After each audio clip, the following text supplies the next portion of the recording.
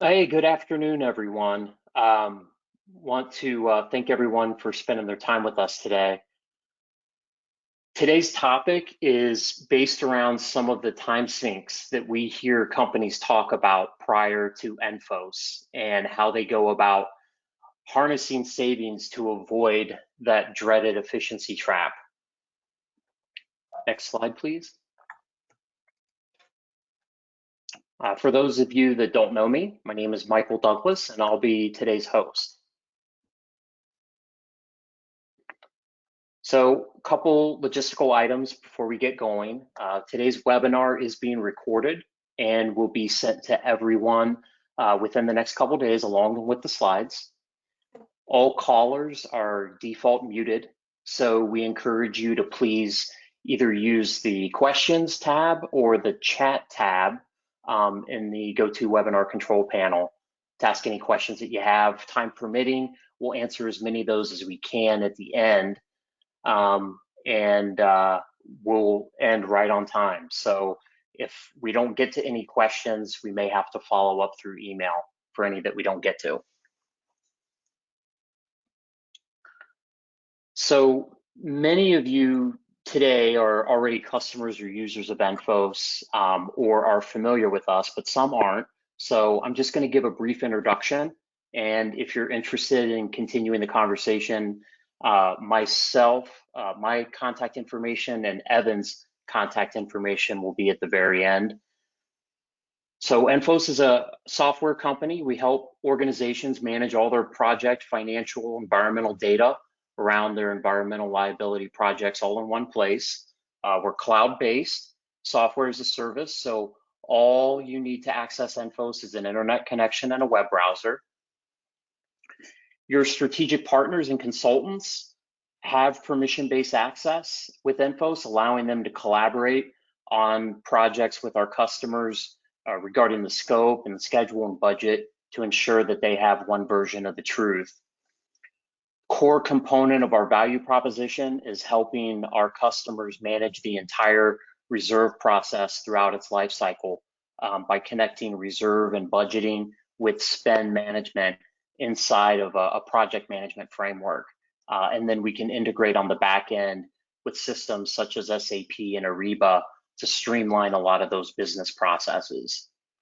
And we also provide a non-invasive environmental technical data management approach to allow our customers to not only own, but also possess their environmental data.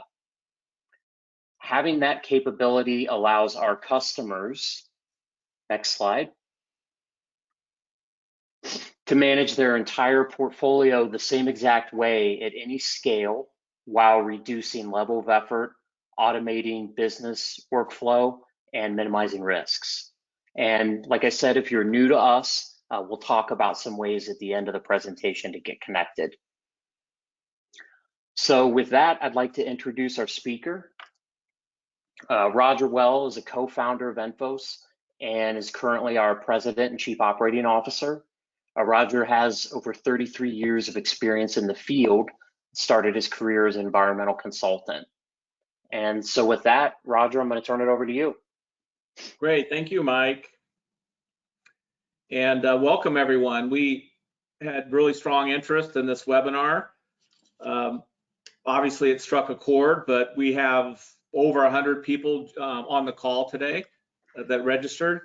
And that makes up customer organizations or owners of remediation programs and liabilities. We have consultants, we have a few laboratory representatives, and we have some regulatory representatives as well. So thanks everyone for attending, we appreciate it.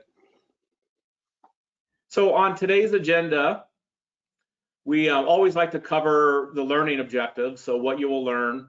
We'll get into the topic itself, which is the time sinks that we see in remediation management and running the business of remediation.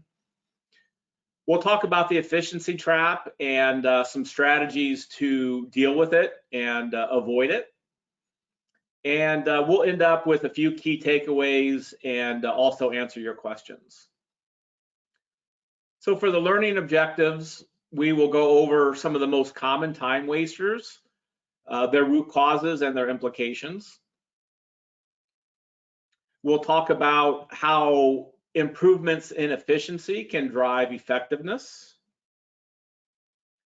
approaches to digitalization of the remediation program. Hello, Mrs. Warbuck. And sorry about that, I got that started too early. But we're going to start you with a short video. This came out of our archives, so it's retro, but it's pretty funny. It definitely has a few interesting points. So I'm going to let this run. It's a couple-minute video from a previous conference of ours. Hello, Mrs. Warbucks. I wanted to talk to you about our environmental reserve. Every time I see you, I want to run the opposite way. Do you know why? No. Why? The reason is, it ends up costing me money. I always find myself writing a huge check. Will today be any different? No. So how much is today's encounter going to cost me? About $5 million. Give or take $1 million. What? How did this happen? Well, remember that groundwater contamination in Dayton? It's worse than we thought. Is this the same Dayton that you told me would take 5 years back in 1985? Wait, who's we? Me and the environmental consultant working the project. So you have a consultant helping you, and you still can't meet a budget? Well, it's not our fault when we have such archaic tools to manage with. I mean, hell's bells, we've had the same system in place for 25 years. And what system is that? An inefficient system built on a complicated series of spreadsheets, databases, and manpower. It's great, actually. We spend so much damn time pushing paper and managing data that we have nothing left to contribute strategically to the business. This is how we stay in a perpetual state of liability. It's genius, really. So let me get this straight. You manage one of the largest liabilities on our books, and you've been doing it the same way for 25 years using spreadsheets. If we weren't at the office, I would probably punch you in the face right now. Why haven't you pursued a better way? Well, if it isn't broke, why fix it? Well, obviously it is broke. Do you think Julie in Human Resources or Randy in Sales ever come to me and say they are going $5 million over budget? Let me answer for you, no. If I remember correctly, you once told me we would be out of the environmental cleanup business in 10 years. That was 25 years ago. I hate you. You need to think of a solution and fast. Maybe I shouldn't have hung up on that sales rep from ENFOS. Okay, Mrs. Warbucks, I think I thought of something. I'll talk to you later. Gee, I can't wait.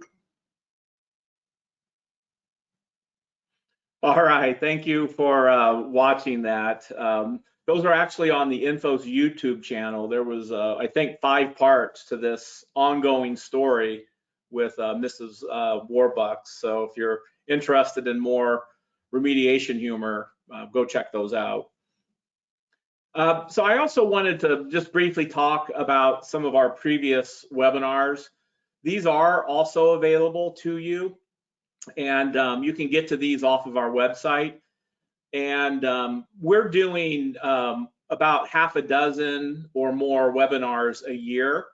So we go back even further than these. And they all touch on how organizations who are responsible for managing environmental liabilities and asset retirement obligations can run their businesses more efficiently and more effective. Today, we're going to be focusing on efficiencies more so than strategy around meeting your effectiveness objectives and goals. But some of these directly relate to the webinar we're doing today, such as the pains of environmental liabilities, what 10 years of data show us, principles of cost control, and many of these others in here. So this is just a reference base for you if you're looking for more information. So let's get into the definitions around time sinks and the efficiency trap. And both of them have names that are pretty common. So I think most people get this area. That also, I think with the strong interest we had in registrations, was pretty self-explanatory. But time sinks are activities that consume a lot of time without providing a lot of value. And the efficiency trap comes after an organization has had some kind of initiative or they've implemented some kind of a strategy to improve efficiency, and they don't always get the outcomes that they're looking for. And there's a couple reasons for that. There's type 1 and type 2. The type 1 reason is that if sometimes literature says that efficiency initiatives, if too much focus is put on efficiency gains, that people take their eye off the bigger picture. So they end up hindering effectiveness. Now, I personally haven't seen too many of these in my 33 years of experience, but they must exist. Type 2 is the area we're going to focus more on, and that is that the time saved, which is the benefit of your efficiency gains, is not taken advantage of. And that is certainly an organizational issue that a lot of us probably have seen in our days working in this industry. So we'll talk more about this type 2, how to actually take advantage of the efficiency gains that you've received. So I want to start off with setting some context about our industry. And this is a picture that really demonstrates what it is that the remediation organization is set out to do, what their mission is. And remediation is known as a complex service. And what makes it so complex, we have several of the items listed here. There's many disciplines, specialists, and business functions involved. So business functions range from not just the EHS or the remediation department, but also legal and property or real estate, finance, procurement, IT, and so on. So there's many business functions. They all are made up of different types of disciplines in management science and in engineering and environmental science.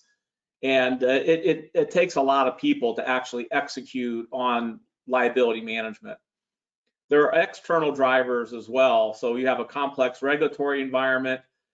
You also have strict accounting standards for both public and privately traded companies and also for government organizations.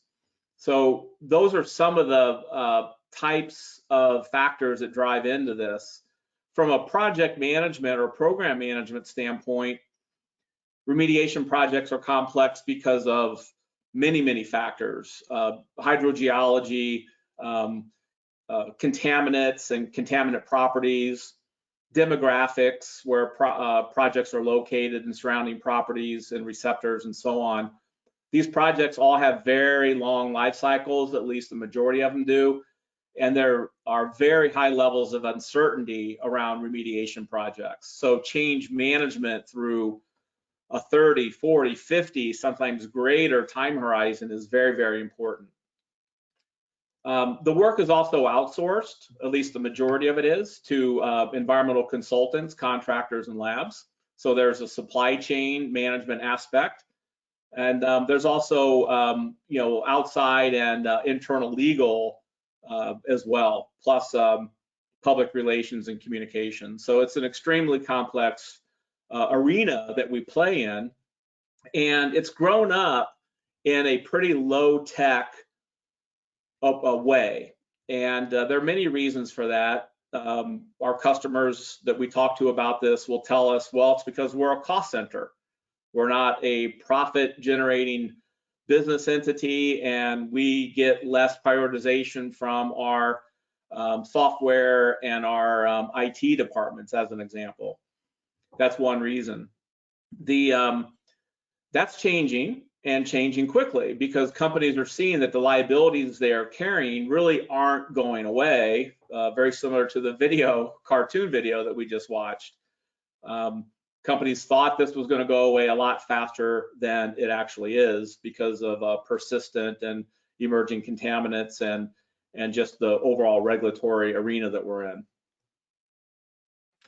So what we have done surveys, and we also do business capability workshops with our customers that are evaluating some type of digital strategy.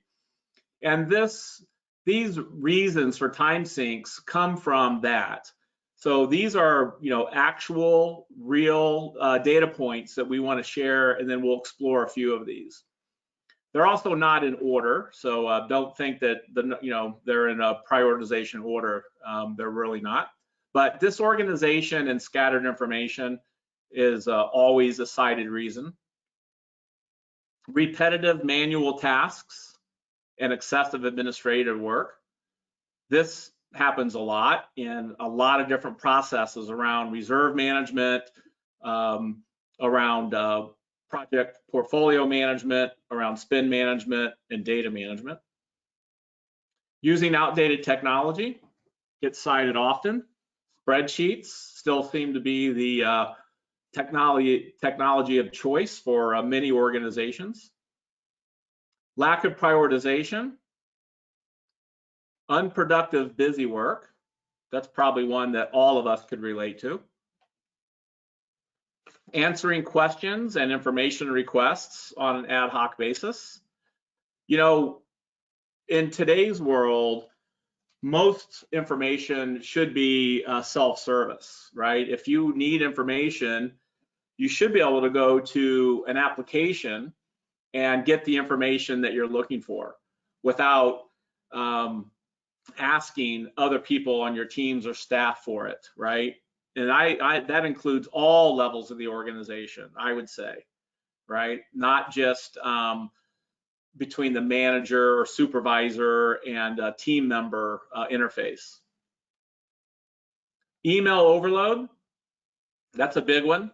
The email inbox is still used as the primary mechanism for distributing information and attachments. Unnecessary calls, meetings, catch-ups, and micromanagement. Number 8 here is very similar to number 6, but slightly different.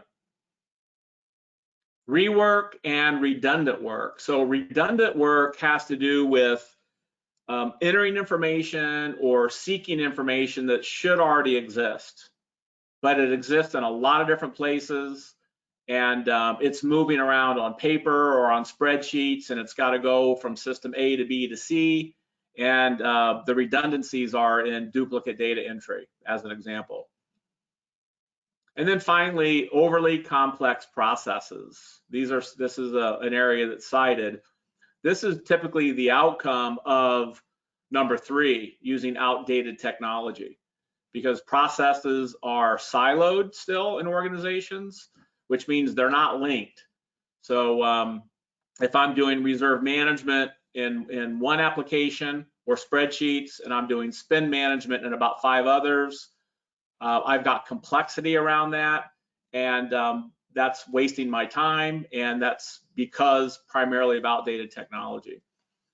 So what we wanted to do now is just stop on this for about 15 seconds, and in the chat, if any of these are important to you, you think that these are issues in your organization, we'd be interested in people entering the number, and you can enter more than one, into the chat, and we'll come back to some of that later when we do our Q&A session. But take a minute and enter one or more of these numbers into your chat in the Go to Webinar control panel.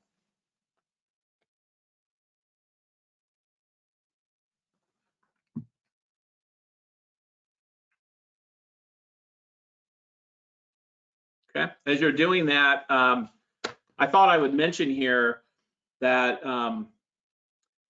if you're looking at this or talking to teams about it, there's a couple other ones that come up that I would basically say ENFOS can't help you with. One of those is procrastination, and the other is distractions. Those also are cited for time loss or time sinks. And my understanding, again, from what I've been reading in some of the new literature, is that remote work is also generating many of those as well. So keep that in mind, but we'll be focusing on the ones that ENFOS can help you with. All right, so we have these issues, we have these problems. What we're talking about today are really meat and potato type issues, right? These are day-to-day hour-to-hour working condition and working factor issues. So, keep that in mind as we go through the implications and also some solutions. So reduce productivity clearly, increase cost of managing work, of overseeing work. A lot of it's hidden cost because you might not see it as separate line items or within project estimates, but it's there. Low morale, ineffectiveness, uneven work distribution, and less innovation and creativity. And in my mind, that's actually a very important one, right? You can work up cost savings and benefits from reduced scope and reduced time to perform tasks and activities. And we're going to go over a case study with that in there. But if your teams and your people aren't having the time in their schedules to think creatively and also to focus on innovation, doing things better and doing more of the right things, you're losing out there as well. So that's hard to quantify in terms of a business case, but it's clearly very, very important for organizations, especially in today's world.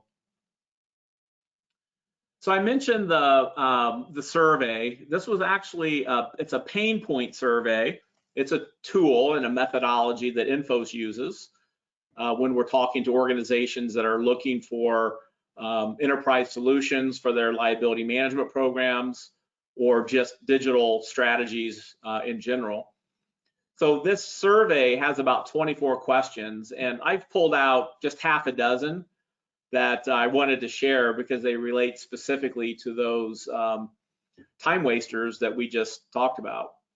So the first one here is on the survey is, I have to go to many different systems, spreadsheets, or databases to run my business and to find information I'm looking for. So this actually, this question out of 24 came up with the highest percent of painful, severe pain, and most severe pain responses. So you can see that only 13% of the respondents said this area wasn't painful. So this is actually the #1 ranking most painful activity. Now it might not be costing you the most, but it certainly causes issues with teams who are working on remediation projects. So that's about 87% in total that think that's painful or higher severity. Question number 2 is another high ranking. In fact, all 6 of these that I'm going to share have responses that show over 80% of the people surveyed believe that they're painful or more severe. So these were some of the most painful items. So this is managing the environmental reserve financial planning process, including initial forecasts on new liabilities or new projects that maybe start out as non-reserve. But the initial forecast and then the reforecast through time. Reforecasting, we see it happen on different frequencies, sometimes in real time. Some customers have a policy of making changes to their estimate to completes for their financial planning as those triggers happen. Others do have a monthly process, some have quarterly, and then there are a few that still only look at these estimate to completes at their on an annual calendar basis.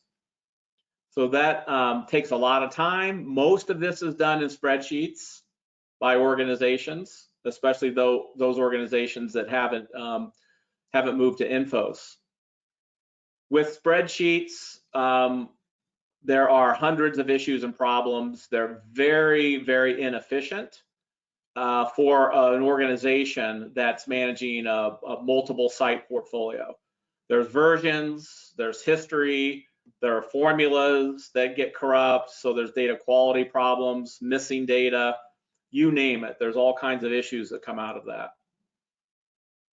Question number 3 is reconciling actual expenditures or actual settlements payments, whatever your terminology is, but reconciling those expenditures with your reserves on a project and a program consolidated basis for calculations, assessment, and controlling. In other words, knowing where I'm at, knowing where I've been, and what are we looking out into the future. This pain point is basically a technology issue, and that's because the processes are unconnected.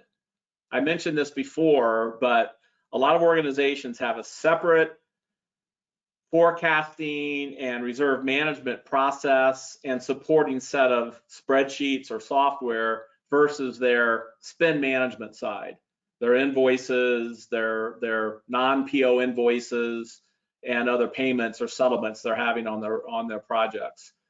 Because they're disconnected, it's a lot of pain, as you can see here, to pull in actuals at a project level, let alone a work breakdown structure level. Question number 4, managing the proposal and purchasing process for my suppliers. So I mentioned this work is outsourced. There are proposals that come in on a continuum, and these have to be reviewed and iterations going back and forth between the customer and the consultant organization. And there's a lot of wasted time in here. There's inconsistency in formats, in data structures, in work breakdown structures, level of granularity, and so on. Question 5, internal staff spends too much time on low value added tasks and data administration. We're going to talk more about this. Question 6, producing reports and analysis for upper management or other business functions such as finance and accounting. So what's interesting about this area is that if you think of data assessment and analytics and business intelligence, you really think about the end result, which is great if you've designed those properly, right, for KPIs, for performance management, and so on. And that's really kind of the cherry on top. But there's a lot of legwork leading up to that to get you to that point. In fact, about 80% of the costs in business intelligence are in data preparation. And the reason it's so high, and it shouldn't be, right? 80% of the cost just preparing my data in order to do analytics. The reason that it is because of inconsistency and non-uniformity in the data structure. So that gets into data governance, data model, and data administration. So if you can take those pain points out of that in that data preparation, have data collected properly in the course of work being performed, that's forecasting, estimating, purchasing, invoicing, and so on, then your data is already in a analytics format, and you can immediately focus your attention on your KPIs and your design and how you want to deliver reports and dashboards to your teams. So we've been talking about this bottom layer, this green layer, and those are the time sinks. This is where people spend a lot of time. It's usually considered lower value. It's still required. It's still important. But we're going to talk about the opportunity for automation in these areas. Process management, transaction management, project controls, data management, reporting and analysis, and back office work. That's where a lot of this data administration, project administration, redundant data entry, unnecessary data preparation take place. That's opportunity. If our teams and our people don't have to spend as much time in those areas, we want them to focus on these more strategic areas that I've labeled beneficial activity. You may have your own list of beneficial activities, but these are some of the most common. Working on strategy, so that's remedial decisions, remedial design work, getting the right type of remediation strategy in place, financial strategies around cash flow management, other types of strategies, right, that are necessary, more top-level thinking, advocacy and regulator management, customers and stakeholders, innovation and creativity, people and communications, and supplier management. So that top line is where you want to transition the work week from that bottom line to the top line. Okay. And as I state the obvious here, these bottom areas make you more efficient, and these top areas make your organization more effective. And ultimately, that is the relationship between the two. All right, I'm going to switch a little bit now and talk about technology as it relates to these time sinks and the transition from time wasters to value adders, or these beneficial activities. So this information came out of a recent study that McKinsey published, and you can see that technical automation is a business tool brought forth to help reduce those time wasters and the effects that it have on the business.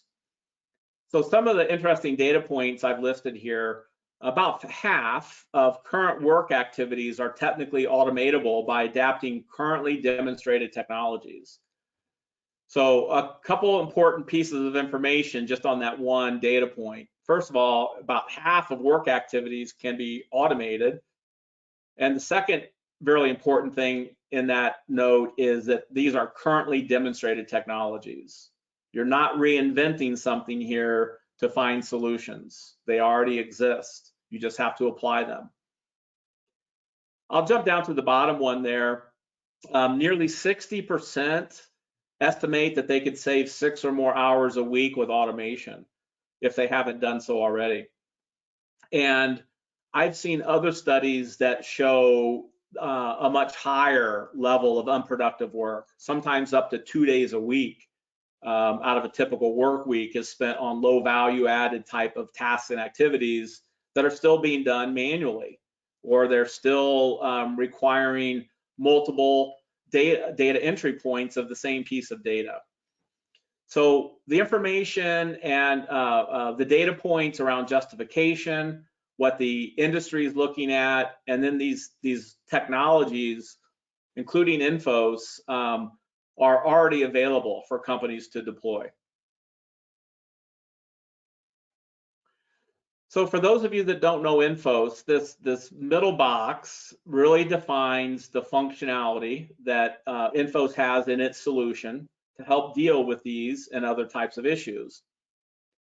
And ENFOS is software, and so if you look at the left, you kind of look at the user mode. These are the people doing the work using the software platform. So that's customers, and that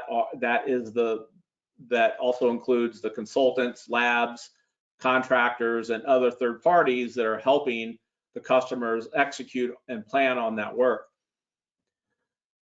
ENFOS also has to exchange information with other customer backend systems, such as the ERP system or procure to pay systems.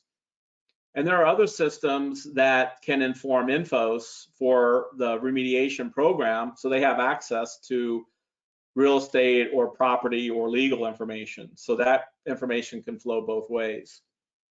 As Mike mentioned, what ENFOS is designed to do is help organizations that have remediation and decommissioning programs and to do that work in the most efficient and effective way.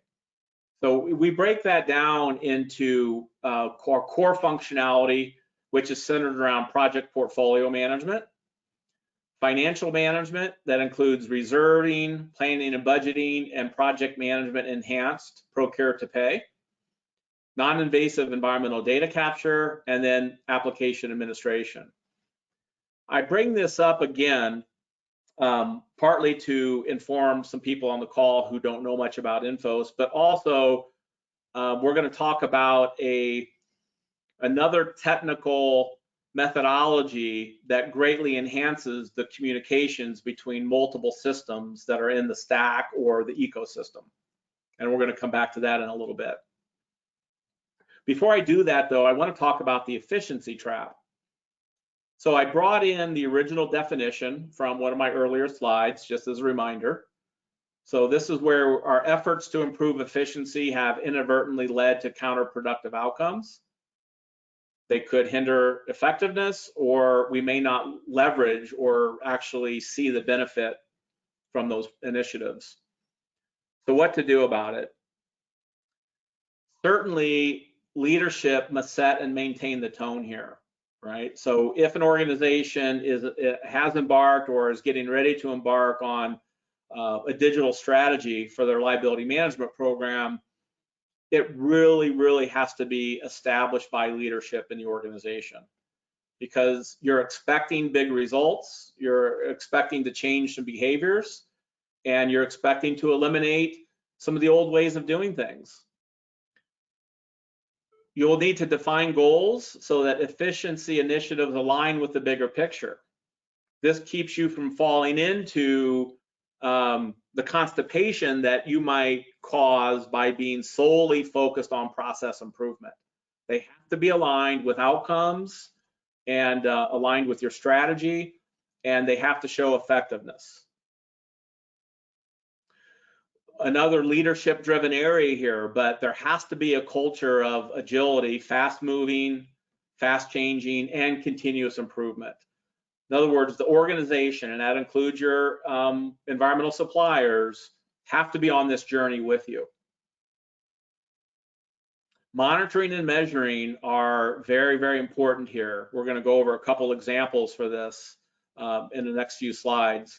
This has to be a very important piece of it. So that involves data, that involves analytics, that involves putting data processes in place that can provide us these without separate ad hoc work or once a year or once a 5-year benchmarking assessments. It should be readily available in real time as you're doing your business.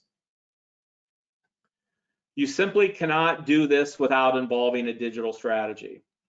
And that doesn't need much more explanation, but in today's world with readily available technologies, software like ENFOS that's designed specifically for the remediation and decommissioning function play a key role in moving forward in these areas. And you have to be willing to do the following. And if you wait till the end of the webinar, we're going to go over a list of what some of our actual customers have done to avoid this efficiency trap. Okay, I'm going to jump into a case study. This is content that we worked with an existing customer on before they implemented ENFOS. So they were evaluating their internal processes. They were rationalizing, do we need to make a change or not? And if we need to make a change, what do we need to do? So they took one of their they took many of their processes. I'm showing one only today. This is their annual reserve update and review process. And they broke it down into swim lanes, and they did some baselining before ENFOS and then after ENFOS. And there's a couple things that pop out here. One is they reduced the steps in the process by 50%. And that's definitely important. But not only did they reduce steps, they took out hundreds and hundreds of spreadsheets, and they eliminated emailing as the distribution methodology between the communications of their consulting team and their project management team. They eliminated manual and ad hoc reporting and automated some of their key management reports to be produced by the system. So as we get into this case study a little further, you actually will see even more than just the process reengineering that reduced the number of steps and made it more efficient.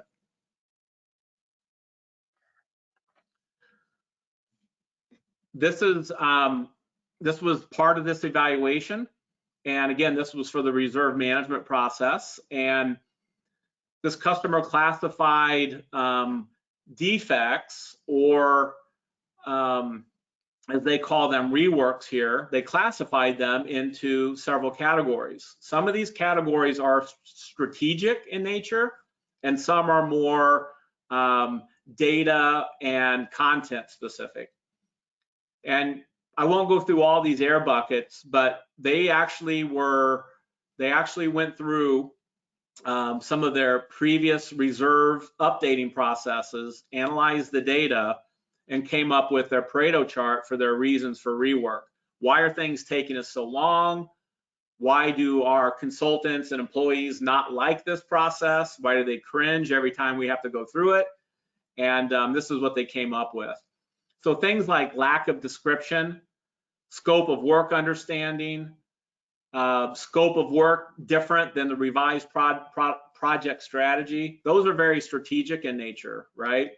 They really get to misalignment on teams in terms of the overall project strategy and the related work to be done and the forecasts. And then you have other ones like misaligned labor hours for tasks, missing values, duration errors, missing backup documents, and other. So they had some lower level reasons as well. But they analyzed this both before and after, and ended up showing and calculating a couple of the benefit areas. One of the benefit areas was labor hour reduction. So this customer has their consultant, the primary consultant that's assigned to each one of their projects. They actually construct or create and deliver their forecasts based on the remedial strategy or the phase strategy, wherever they're at in the life cycle. So the consultant plays a big part, and those are direct labor hours, right, that are being charged for. And you can see there was a before and an after chart here. The chart on the left shows the number of hours by their consultant versus their project team versus their other, which was basically their finance and accounting teams and executive teams. On the right side is their evaluation of the same exact planning process, but by using ENFOS as their technology to manage their reserve. I'll summarize these results in a little bit.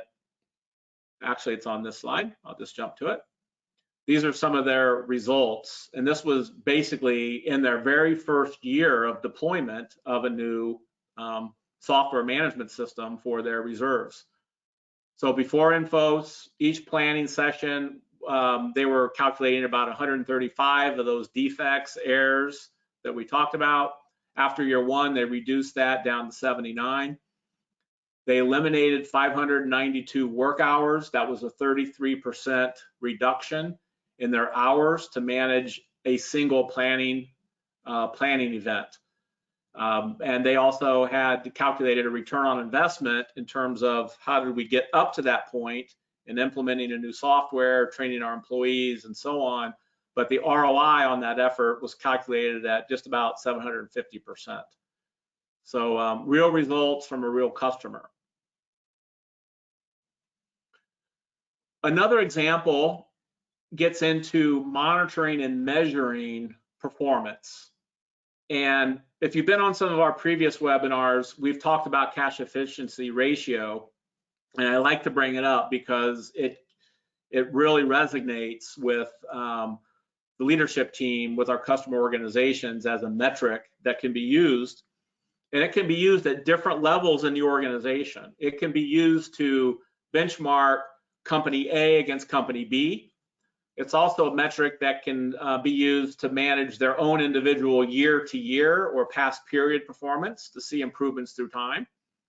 And it can also be used on an individual project-by-project basis, cash efficiency ratio. So it has a lot of applications at a lot of different levels. And basically, cash efficiency ends up being a ratio that is showing the efficiency of spend over typically a year period. So I start the year with my forecast to complete or my estimate to complete at X. I end the year at Y. During that year, I may have had some adjustments to the accrual or the reserve, and I've also spent some money during that year. So this comes up with the ratio that factors in beginning balance, ending balance, and spend during that year. And it works out so that you have a value that you can measure project by project and for the portfolio as a whole. If cost efficiency is 1, just for easy math, that means that your spend is reducing your balance on a dollar for dollar basis. It means that you're doing accurate estimating, right? Ultimately, that's what that outcome measures. If cash efficiency is less than 1, your spend is reducing your balance on a fractional basis. If it's less than 0, your balance is increasing. So anything less than 1 is showing that you've underestimated costs. Now, you may have underestimated costs for a reason. If you're doing stage-based forecasting and you're not doing cost to complete forecasting, then you have to look at the cash efficiency by phase of work. As each project moves through its life cycle, cash efficiency will change through time. So your benchmark doesn't become projects as a whole, but all your projects in the site characterization phase, and what do the statistics look like on that versus all the projects that are in remedial construction phase versus all the projects that are in long-term monitoring or O&M. So you have to dig deeper, right, if you're doing your forecasting on a stage basis. If you're following IFRS standards and you're doing cost to complete from the beginning of the project, then you don't have to dissect it as much because you're already forecasting full life cycle spend. If your cash efficiency is greater than 1, then your balance is decreasing at a rate greater than spend. Typically, that's a good thing, but that does mean that you had overestimated in your forecasts what your spend and what your remaining liability costs are.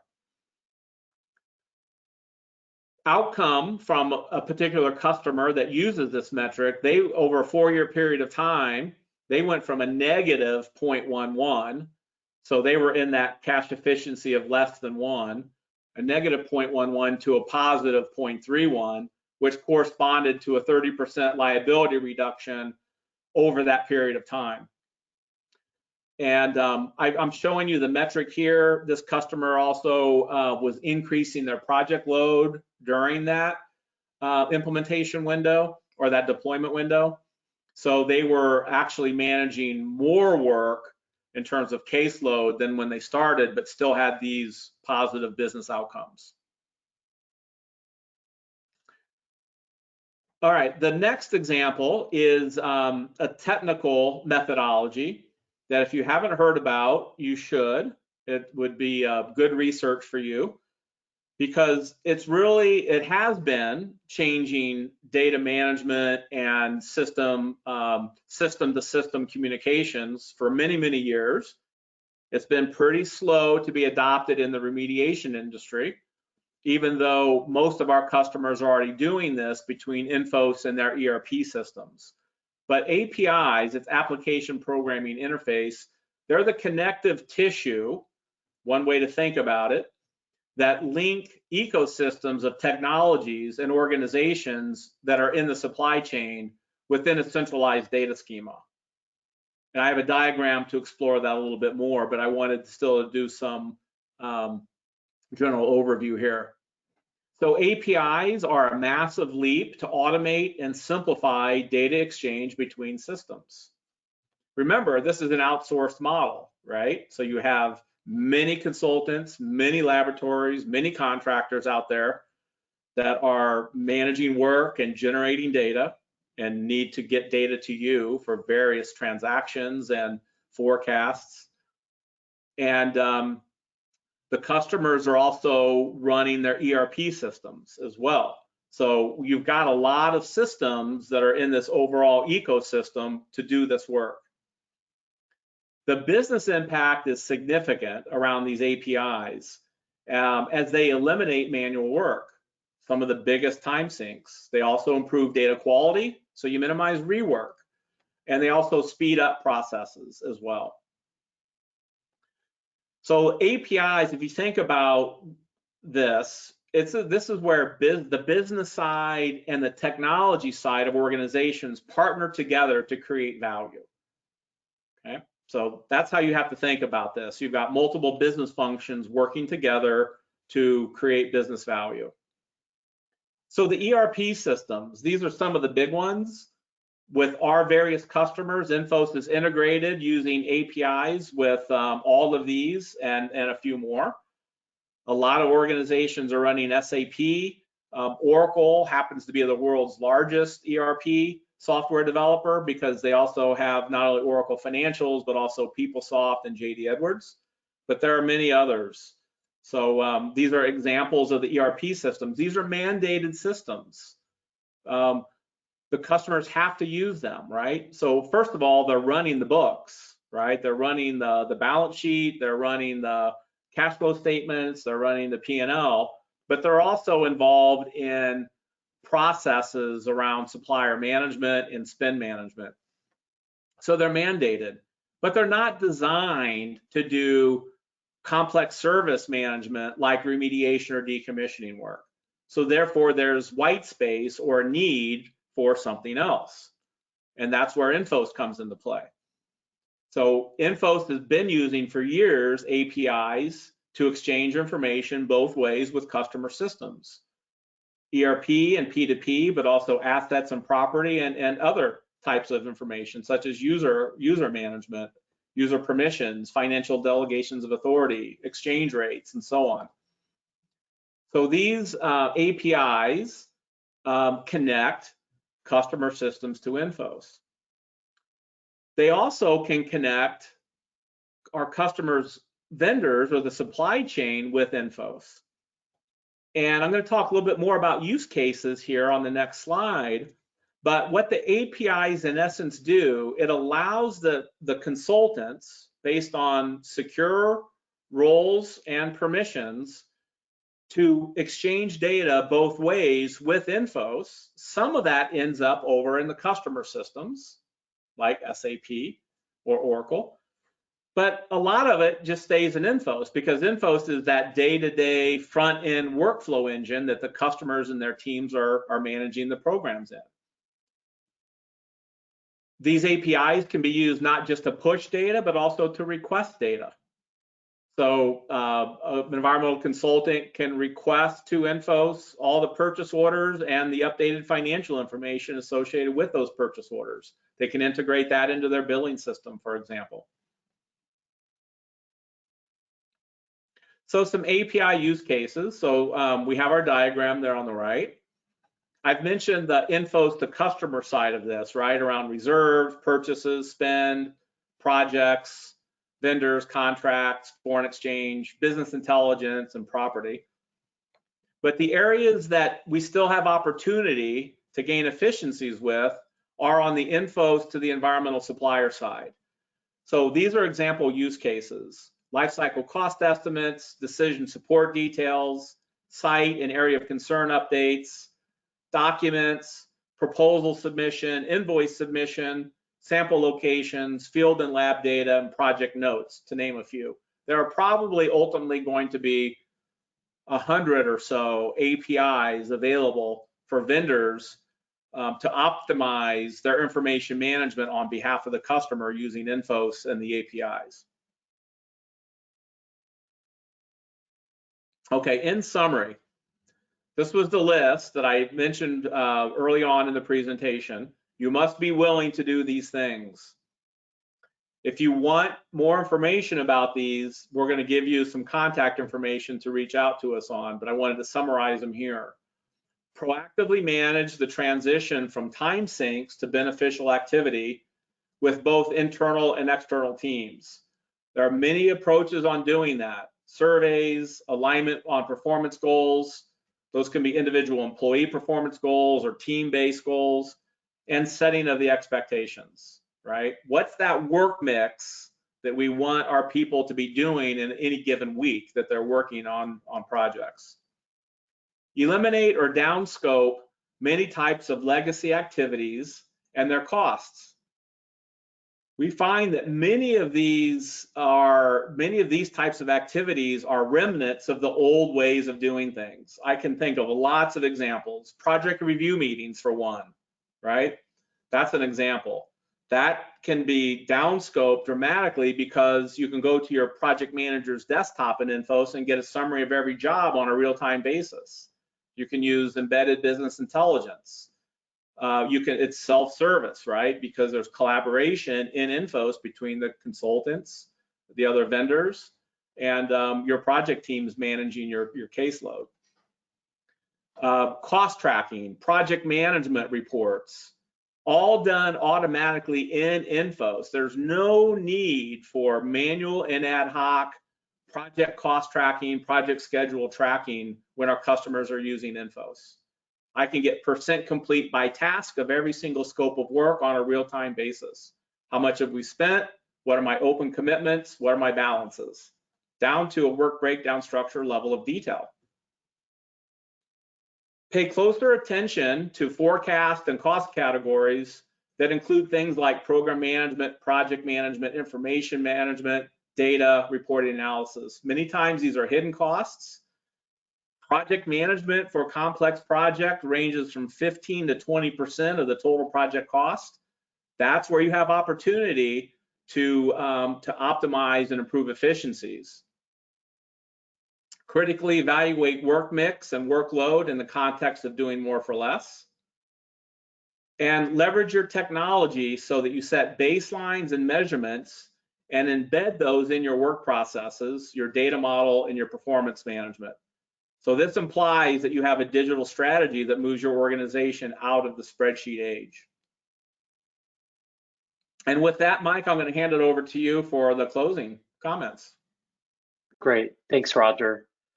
So as we're kind of wrapping up here, during the presentation, Roger showed several screenshots of survey responses from an ebook that we wrote. That ebook, it's a body of work that we've done over 10 plus years from those workshops and surveys to really help companies understand their time sinks, what they're costing the organization in terms of money, time, and opportunity, and then what to do about it. So one of the deliverables that everyone that signed up for today's webinar is going to get in the email that sends you the slides and the recording, we're also going to send you that ebook as well.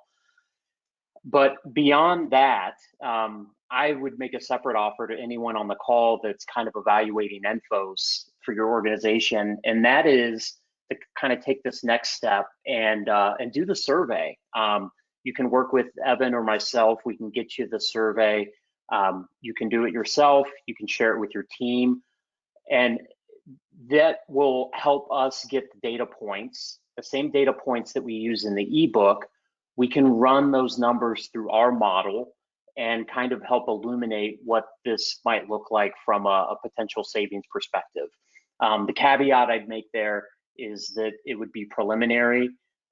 There's more conversation and workshopping that would need to take place in order to refine it and get to a business case. But the preliminary estimates could be very eye-opening and help you get leadership attention. And again, Evan and I will follow up on those two items, take the survey and calculate cost savings. And then finally, we're already starting to plan our next webinar sometime in Q3, probably September, where we're going to analyze drivers of spend across multiple industry remediation portfolios. So please be on the lookout for an invite. With that, we're kind of running out of time here. But if anyone's got any questions, feel free to drop those in the panel, and then we can respond via email directly on those. And then last slide, again, if anyone wants to continue the conversation, many of you probably already know myself or Evan, but here's our contact information there as well. So again, recording slides, and the ebook are all going to be sent to you automatically, probably within the next day or so. Thank everybody so much for your time, and look forward to talking again soon. Thanks, everyone.